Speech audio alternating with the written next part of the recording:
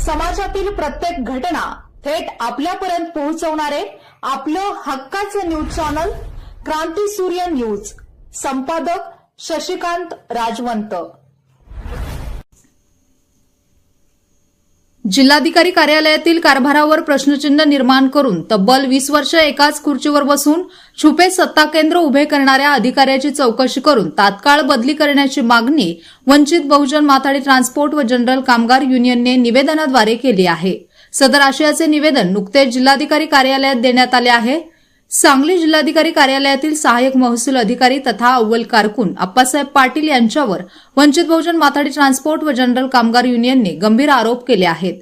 तब्बल 20 वर्ष एकाच ठिकाणी कार्यरत राहून त्यांनी छुपे सत्ता केंद्र उभे करत नागरिक व कार्यकर्त्यांना जिल्हाधिकाऱ्यापर्यंत पोहोचून न देणे, निर्णय प्रक्रियेवर अनधिकृत नियंत्रण ठेवणे आणि अधिकाराचा गैरवापर केल्याचा दावा करण्यात आला आहे। युनियनने या प्रकरणाची सखोल चौकशी, संबंधित कर्मचाऱ्याची बदली, सेवा नोंदीत नोंद आणि दोषींवर शिस्तभंगासह फौजदारी कारवाई करण्याची मागणी केली आहे। तसेच 3 वर्षापेक्षा अधिक काळ एकाच ठिकाणी असलेल्या कर्मचाऱ्यांची झाडाझडती घेऊन पारदर्शक यंत्रणा उभी करण्याची ही मागणी करण्यात आली आहे। प्रशासनाने तातडीने कारवाई न केल्यास संविधानिक मार्गाने आंदोलन छेडण्याचा इशारा देण्यात आला आहे। यावेळी पश्चिम महाराष्ट्र महासचिव प्रशांत वाघमारे, जिल्हा संपर्क प्रमुख संजय भूपाल कांबळे, जिल्हाध्यक्ष संजय संपत कांबळे, कोषाध्यक्ष हिरामण भगत, शहर क्षेत्र अध्यक्ष मोहन साबळे, लहरीदास कांबळे, मेजर कुमार कांबळे, दीपक कांबळे, जिल्हा महासचिव अनिल मोरे, जिल्हा कार्याध्यक्ष जगदीश कांबळे, विनोद साबळे यांच्यासह पदाधिकारी उपस्थित होते। आम्ही वंचित बहुजन माथाडी ट्रान्सपोर्ट जनरल कामगार युनियन जी संघटना ॲडव्होकेट प्रकाश तथा बाळासाहेब आंबेडकर यांच्या मार्गदर्शनाखाली काम करते, त्या संघटनेच्या वतीनं जिल्हाधिकारी कार्यालय सांगली येथे आम्ही निवेदन देत आहोत। आमच्या निवेदनाचा विषय असा आहे, जिल्हाधिकारी कार्यालयातील कर्मचारी अण्णासाहेब पाटील व अनुराध कदम हे गेले 15 ते 20 वर्ष सांगली जिल्ह्यामध्ये तळ ठोकून आहेत। वास्तविक शासन निर्णयानुसार 3 वर्षाहून अधिक काळ कुठल्याही कर्मचाऱ्याला एका ठिकाणी काम करता येत नाही। शासकीय नियमांचा भंग करून हे कर्मचारी कायम स्वरूपी तळ ठोकून कलेक्टर ऑफिसमध्ये बसलेले आहेत। नागरिक हे आपले हक्क, आपले निवेदन, आपल्या मागण्या देण्यासाठी कलेक्टर ऑफिसला जिल्ह्यातून, शिराळ्याहून, जतहून व 10 तालुक्यातून या सांगली या ठिकाणी येत असतात। परंतु आपल्या पदाचा गैरवापर करून हे कर्मचारी निवेदन देण्यास येणाऱ्या व्यक्तींना आरेरावीची भाषा करून त्यांना पिटाळून लावण्याचं काम करत आहेत। अशा कर्मचाऱ्यांची जिल्ह्याच्या बाहेर बदली करावी व त्यांची खातेनिहाय चौकशी करावी अशी मागणी आमच्या संघटनेच्या वतीनं आज आम्ही या ठिकाणी करत आहोत। जर आमच्या मागणीची तात्काळ मागणी आमची जर पूर्ण झाली नाही तर आम्ही इथून पुढे आमचं आंदोलन लोकशाही मार्गाने उग्र पद्धतीचं असेल आणि होणाऱ्या नुकसानास प्रशासन जबाबदार असेल असे आम्ही या निवेदनाद्वारे आमची बाजू मांडत आहे।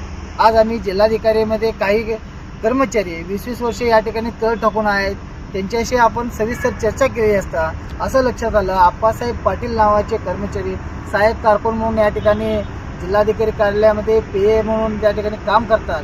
तर त्या ठिकाणी त्यांनी काम करत असताना अनेक वंचित सर्वसामान्य कष्टकरी लोक या ठिकाणी आपले ग्रहाने मांडायला जिल्हाधिकाऱ्यांच्याकडे न्याय मागायला येत आलं असताना त्या ठिकाणी त्यांना पिटाळून लावणं आणि त्या ठिकाणी स्वतः PA असून देखील एक जिल्हाधिकारी असल्यासारखं वागणं किंवा लोकप्रतिनिधींना वेगवेगळ्या त्यांना हे देणं आणि सर्वसामान्यांना वेगळं न्याय देणं अशी भूमिका निभावणाऱ्या अप्पासाहेब पाटील हे गेले 20 वर्ष त्या ठिकाणी तळ ठोकून आहे।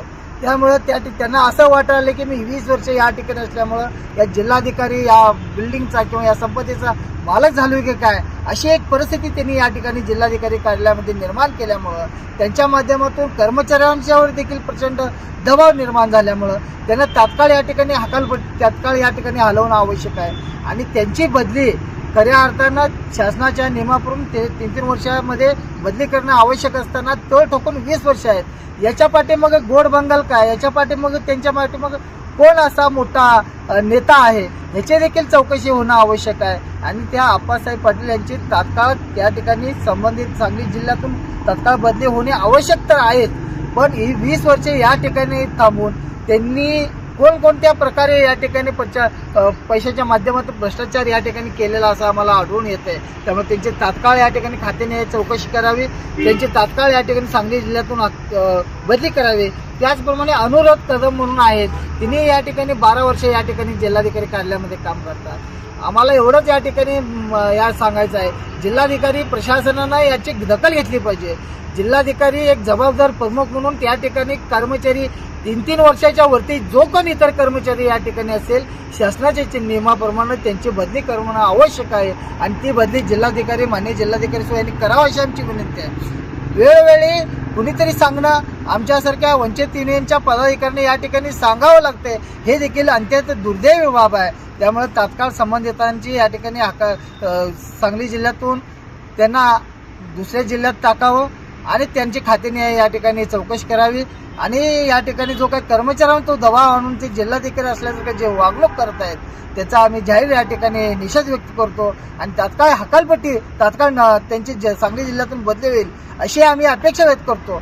अन्यथा आम्हाला वंचित बहुजन म्हातारी ट्रान्सपोर्ट जनरल कामगार युनियनच्या माध्यमातून या ठिकाणी जिल्हाधिकारी कार्यालय उग्र पद्धतीने आंदोलन करावं लागेल. त्यावेळेला कायदा सुव्यवस्थेचा जर प्रश्न निर्माण झाला, संबंधित सांगली जिल्ह्याचे अधिकारी, जिल्हाधिकारी आणि संबंधित प्रशासन याची नोंद घ्यावी अशी आम्ही या ठिकाणी विनंती करतो. धन्यवाद.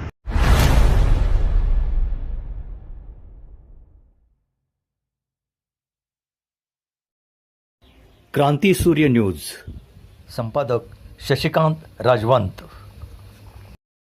सबस्क्राईब करा,